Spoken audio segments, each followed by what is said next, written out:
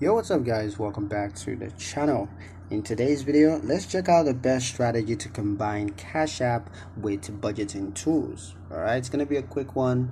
We're not gonna waste much time on this topic, so let's get straight into it. Alright, so the best strategy to combine Cash App with budgeting tools is to create a consistent data flow rather than relying on direct integrations. Since Cash App has limited native budgeting features, you want to use it as a transaction layer and handle analysis elsewhere. Transfer funds regularly to a linked bank account that connects to your preferred budgeting app. Use clear payment notes so that transactions are easy to categorize once imported.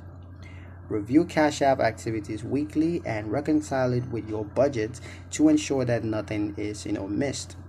This approach keeps Cash Apps flexible and fast while allowing budget tools to handle planning, tracking, and long-term financial insights without duplications or confusions. And yeah, that's pretty much it for the video, guys. Hope you liked it. Hope you found the information here useful enough. If you did, like, comment, share, and subscribe for more helpful financial insights. Thank you guys for watching, and I'll see you in the next one.